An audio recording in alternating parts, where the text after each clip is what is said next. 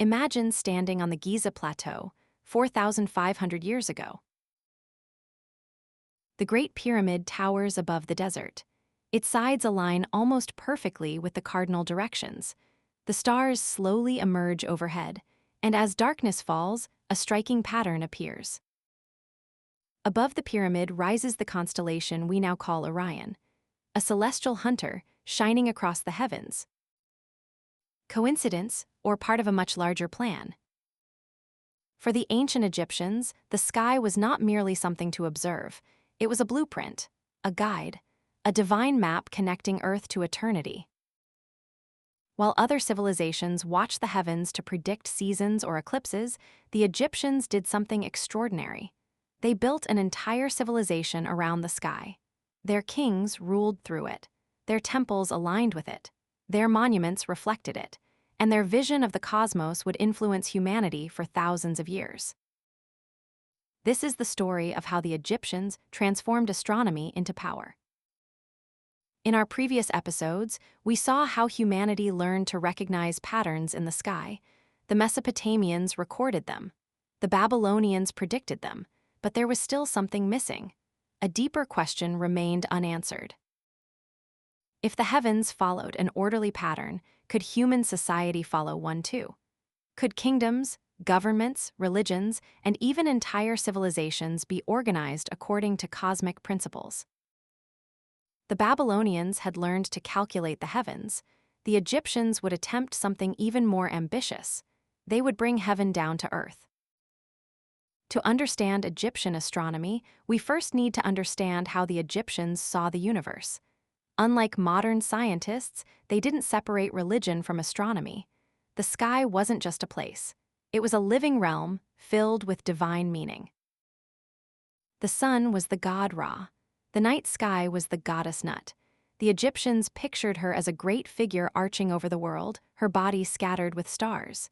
Each evening she swallowed the sun, and each morning she gave birth to it again at dawn. The stars themselves were linked to gods, spirits, and the journey of the soul into the afterlife. Every sunrise represented victory over chaos. Every sunset marked a journey through the underworld. Every celestial cycle reinforced the belief that the universe operated according to divine order.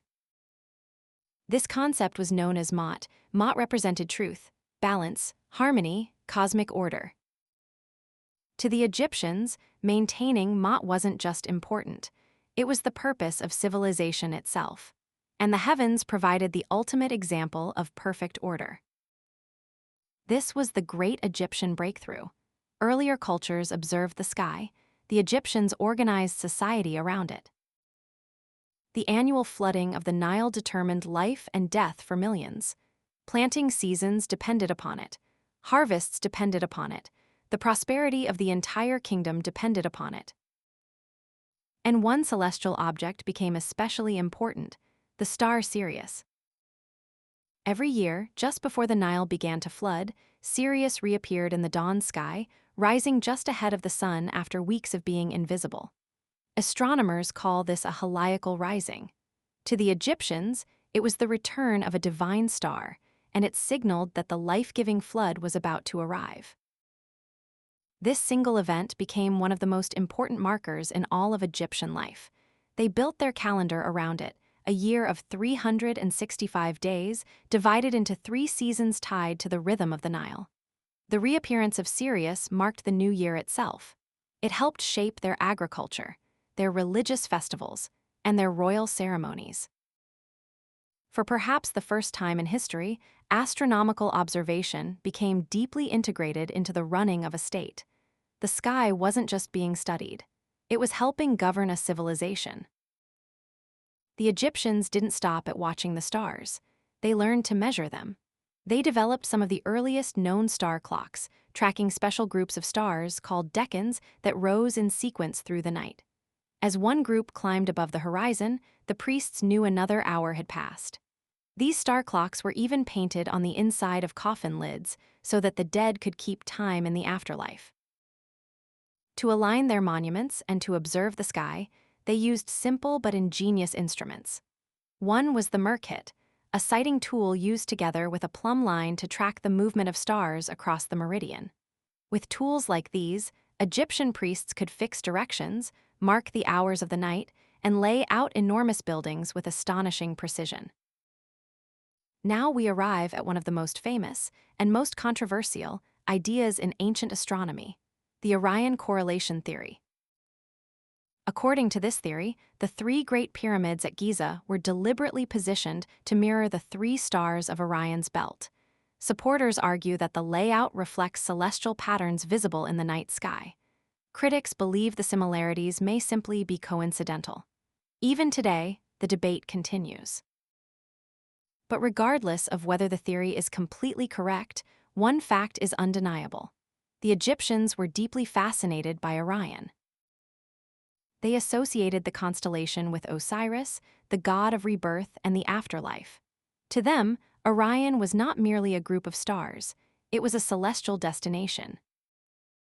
The Great Pyramid itself seems to whisper this belief. Narrow shafts run outward from its inner chambers, angled toward the sky. Some appear to point toward Orion, the home of Osiris. Others point toward the northern stars that never set below the horizon, the stars the Egyptians called the imperishable ones. Because they never disappeared, these stars were seen as eternal, and the pharaoh hoped to join them and live forever. Many Egyptian texts suggest that the souls of the pharaohs would rise to join Osiris and the eternal stars after death. Imagine the scale of this vision. The largest monuments on Earth, built partly to connect kings with the heavens. Astronomy had become architecture. The Egyptians also built structures dedicated specifically to the sun. Solar temples became powerful symbols of royal authority. Why? Because nothing in the sky appeared more reliable than the sun. Every day it rose, every day it set. Every year it followed predictable paths across the horizon. The sun represented stability itself, and stability was exactly what every ruler wanted to project. Many temples were aligned with important solar events. On specific days, sunlight would pour down a corridor and illuminate a sacred chamber. Certain structures marked the solstices and the changing of the seasons. The architecture wasn't random. It was designed to interact with the heavens. The Egyptians were transforming astronomy into a physical experience. The sky became part of the landscape. Perhaps the most fascinating aspect of Egyptian astronomy was its political role. The pharaoh was not viewed merely as a king. He was considered a divine intermediary, a bridge between humanity and the cosmos. His authority depended upon maintaining Ma'at. And because celestial order represented Ma'at, astronomy became deeply connected to political legitimacy. If eclipses occurred, if celestial events appeared unusual, if the agricultural cycles failed, these events could be interpreted as signs of cosmic imbalance. The heavens reinforced royal authority, the stars validated power. Astronomy had become politics. Today, we often think of astronomy as a purely scientific discipline. The Egyptians saw something much bigger. They recognized that celestial cycles could organize society itself. Calendars, agriculture, religion, architecture, government, all connected through the observation of the sky. This was an extraordinary achievement because it required long-term observation, planning, engineering, and administration. The Egyptians weren't simply watching the heavens. They were using the heavens to coordinate one of the most sophisticated civilizations on Earth. Egyptian astronomical traditions influenced countless later cultures. Greek scholars studying in Egypt inherited centuries of astronomical observations. The city of Alexandria would later become one of the greatest centers of scientific knowledge in all of history. It was here that later astronomers would gather, measure, and record the sky with a precision the ancient world had never seen. Concepts of solar calendars spread across civilizations. Our own modern calendar, with its year of 365 days, traces a line back through Rome to the Egyptian idea of a fixed solar year.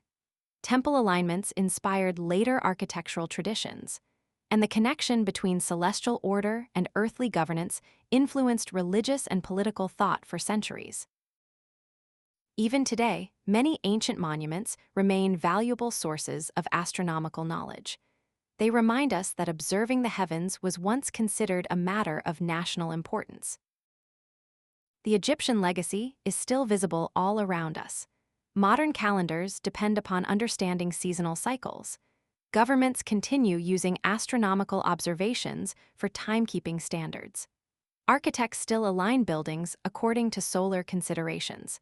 Many modern observatories are designed around principles of orientation and celestial positioning. Even the very idea of using scientific knowledge to organize society has roots stretching back to civilizations like Egypt. But perhaps the most important legacy is this. The Egyptians demonstrated that astronomy wasn't merely about understanding the universe. It could also help organize human civilization. That idea remains just as relevant today. So, what did the Egyptians add to humanity's understanding of the sky? Before Egypt, people observed the heavens. Before Egypt, people predicted celestial events. But after Egypt, the heavens became a model for civilization itself. The stars guided calendars. The sun guided architecture. The heavens reinforced political authority. The cosmos shaped daily life. The Egyptians transformed astronomy from a tool of observation into a framework for society.